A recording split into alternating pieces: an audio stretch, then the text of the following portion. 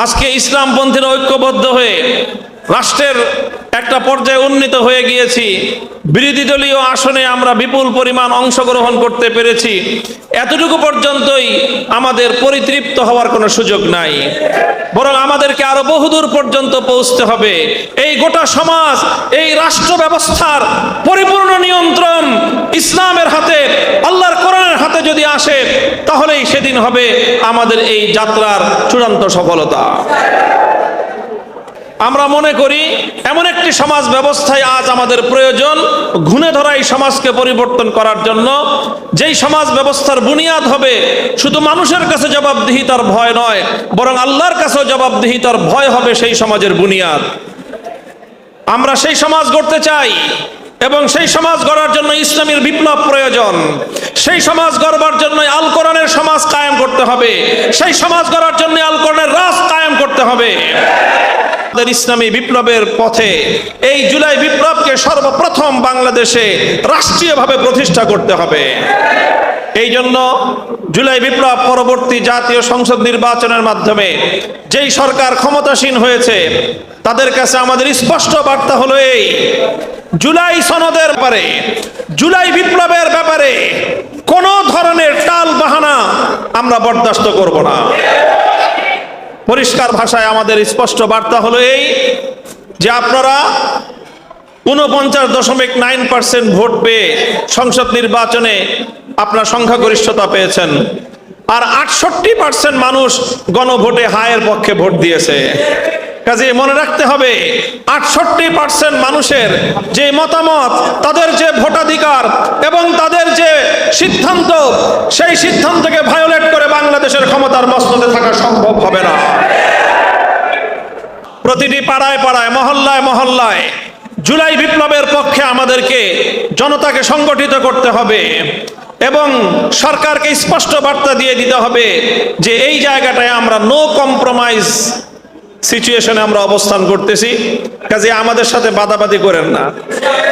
ভালোয় ভালোয় ক্ষমতায় আসছেন, ইঞ্জিনিয়ারিং করেন আর যাই করেন, 5টা বছর রাষ্ট্র চালান। যদি ভালো চান তাহলে জুলাই সনদকে যথাযথভাবে বাস্তবায়ন করুন।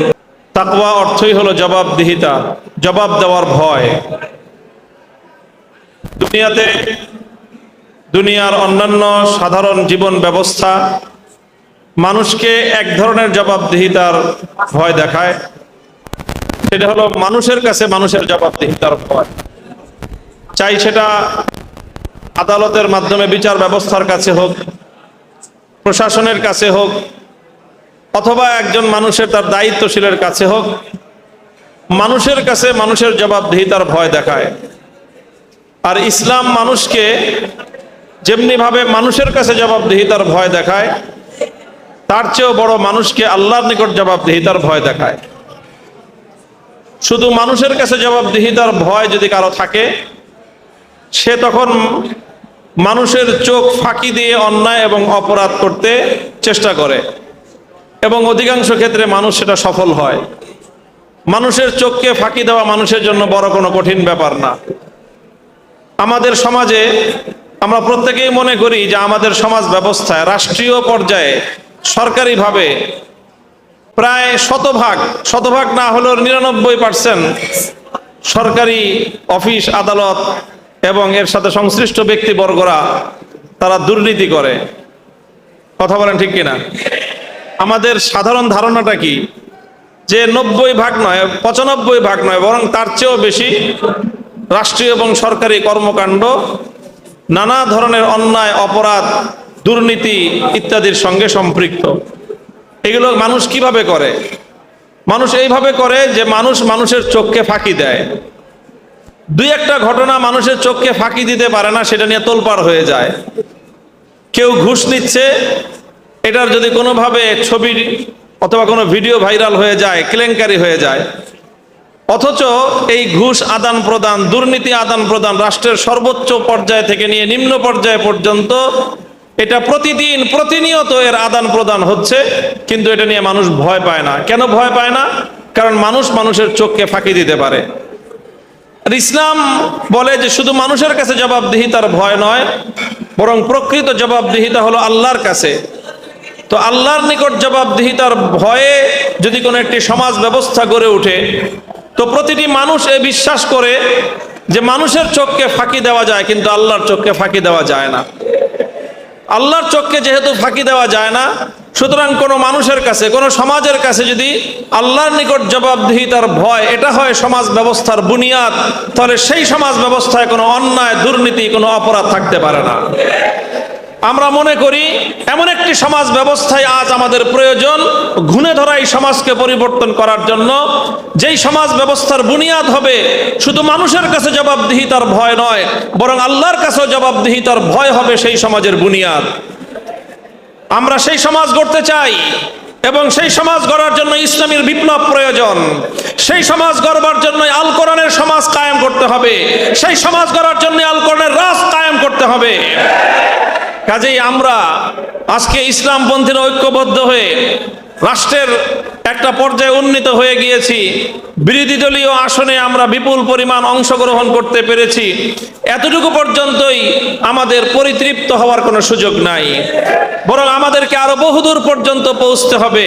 এই গোটা সমাজ, এই রাষ্ট্র ব্যবস্থার পরিপূর্ণ নিয়ন্ত্রণ ইসলামের হাতে, আল্লাহর কোরআনের হাতে যদি আসে, তাহলেই সেদিন হবে আমাদের এই যাত্রার চূড়ান্ত সফলতা। আমরা মনে করি যে এই জার্নিতে আমরা জুলাই বিপ্লব, এটা আমাদের অন্যতম একটা মাইল ফলক। এই জুলাই বিপ্লবের মাধ্যমে বাংলাদেশে ইসলাম পন্থাকে, ইসলাম পন্থার সমাজ এবং রাজনীতিকে যেভাবে দমন করার ফ্যাসিবাদী 15 বছরের স্টিম রোলার পরিচালিত হয়েছে, জুলাই বিপ্লবের মাধ্যমে সেই ফ্যাসিবাদী স্টিম রোলারকে পরাভূত করে বাংলার মাটি থেকে উৎখাত করা হয়েছে।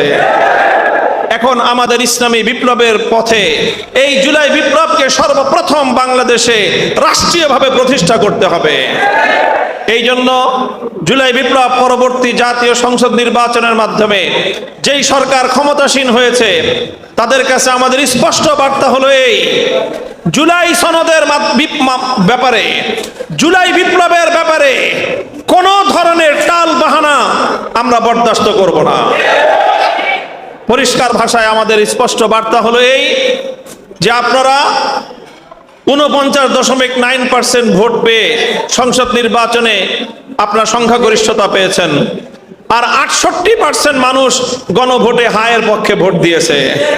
কাজে মনে রাখতে হবে, 68% মানুষের যে মতামত, তাদের যে ভোটাধিকার এবং তাদের যে সিদ্ধান্ত, সেই সিদ্ধান্তকে ভায়োলেট করে বাংলাদেশের ক্ষমতার মসনদে থাকা সম্ভব হবে না।